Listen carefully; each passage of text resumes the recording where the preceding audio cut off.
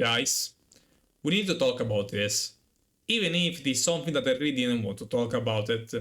Hello guys, Rookie here and welcome back to the new video. Today we are addressing the big elephant in the room, the issue that everyone's been talking about, and those are Castorice leaks. Now usually I'm not the one to actually talk about this kind of stuff, simply because it is too risky. Because if Hoyoverse finds out, your channel might get either copyright strike or actually terminated. And I'm not the type of guy to actually take a chance on these kind of things. But I'm willing to make an exemption for this particular case alone, because guys, there is something on Castorice's kit which is so freaking bad, completely outrageously bad, that if she actually gets released on the state that she is currently, she might not only ruin the complete state of Hawkeye Star Rail, but freaking destroy the game for good. So yeah. For those of you who don't know, basically on her talent there's a revival which allows her to freaking revive every single card that falls down on the same turn, including herself. Which is so far so good, it's nothing completely out of the normal. Because Bailu has a revival, Ichifujuan also has a revival, so yeah. The problem lies within the fact that she can actually revive cards outside her team. Like, this is where the problem starts to come. Like, because let's make an example. Let's say you put her in one of your two MOC team. Let's say that a character falls down on the first team of your MOC run. She's gonna be able to revive that character, even though she's on the other team. See where the problem lies? Or even better, you can actually not bully her at all. Like, you can leave her bench alone for her entire level 1, and she's still gonna be able to revive your characters, but by doing nothing. In other words, she has an incorporated global buff, and this is something that a lot of people, myself included, are disgusted with it. Because, guys, it is true that it's just a revival, but something like that is so outrageously bad that I never actually saw it myself. Like, it's true that I'm not too familiar with the concept of global buffs, but in every gacha game that I play, I never saw crap like that. Like, I never saw crap like that in Dokkan. I mean, there are some characters that do revive your team, but you have to put them on your team, and also in the same rotation for Dokkan. GT Duo. Never saw that cap in King Mancino Cross, another Blue Archive, Memory the Frag, so on. Like, something like that is completely outrageous. Because basically, a buff like that makes her a must pull, regardless of if you like her or not. Forget about Urame, forget about Robin, forget about Tribi, forget about Fugue, even though you could argue that Fugue is also a must pull because she's the only other card that allows Super Break Team to assist, but still. I mean, basically, she freaking revives your whole freaking team without doing nothing. That is the big core issue of her kit. Like, you won't have to be worried about your card dying as long as you have her, because she's gonna be able to revive any card whatsoever. Like, it is true that isn't the biggest buff in the world, like, she's just gonna revive her cards and whatnot, so yeah. But still, Hoyoverse cannot get away with this, because if they actually get away with this, and actually release her with this specific revival, they might be comfortable enough in the future to actually receive more broken global buffs. Let's say actually in the future it's gonna release a card that globally buffs your speed just by pulling him, or in worst, crit rate or even crit damage. You see where my issue is with that? Like, this is the reason why a lot of people actually are pissed off about her talent, because guys, something like that is not possible. Like, I get that you actually like her, I get this favoritism, because let's be honest, even like the developers also are normal person. They also have their own bias. The characters that like more and the characters that like less. Like, while they saw that in the past with Genshin, which you point out featuring Ayaka, and so on, which Ayaka got rerun a lot. Like, it is so ridiculous how much reruns she got. But even with that, they didn't try to pull a stunt like that. Like, this is ridiculous, guys. You know what is even the most baffling thing is that she doesn't even need that. Like, you can just give her a normal revival and she's gonna be completely fine. People are still gonna pull her a lot because she's gonna be so freaking strong. And there's no doubt in my mind she's gonna be the strongest character in the game, the strongest DPS in the game, even better than the Herta and Aglea. So like, what's the point of actually giving this nonsensical global buff revival thing? Because it's not going to nothing in terms of the game. Like, it's not gonna help whales or stronger players because they really are able to make the team survive in the hardest stage of the game.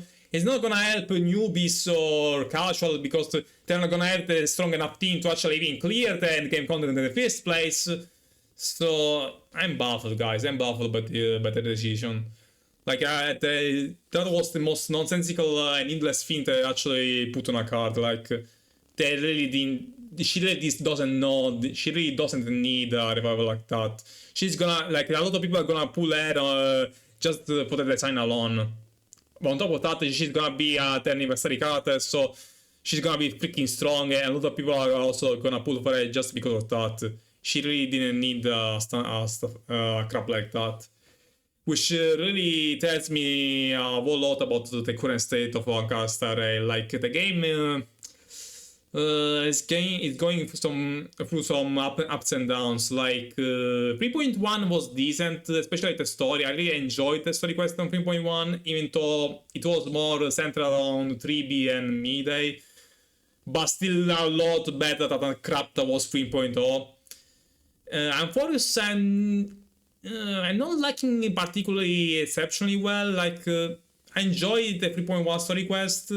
I don't like how they are much the Tribes and Vanaga are separated from the rest of the world. Like, we are not getting any news about the Astral Express, the Herta, the PC, nothing about it. So I don't like the direction that actually is going on with Amphoros right now. But that's just a personal issue with it that I have with it.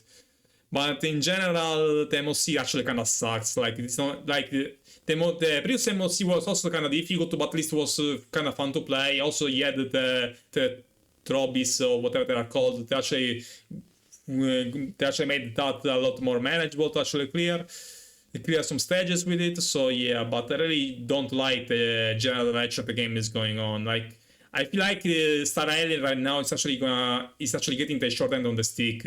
Especially after I saw the special program of Xenoblade Zone 0 1.6, which is gonna be which 1.6 is gonna be a really big batch for the game, because in general 1.6 always brings some interesting stuff on Hoyoverse games.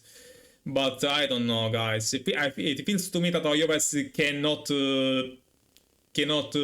keep running two games contemporarily. In World 3, because leaving aside Honkai Impact Third, Hoyoverse is managing 3 games at the same time.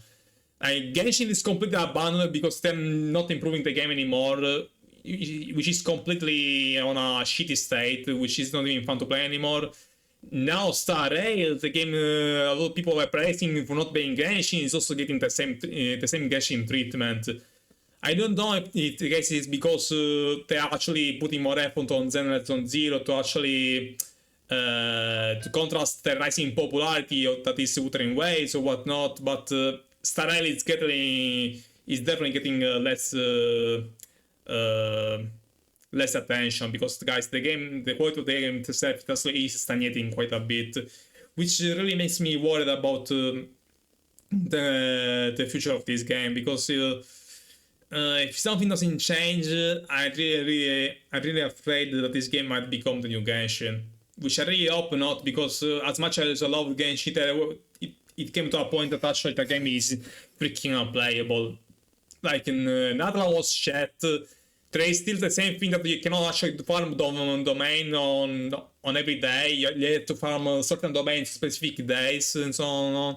The game is basically unplayable right now, at least for me. It is not fun to play.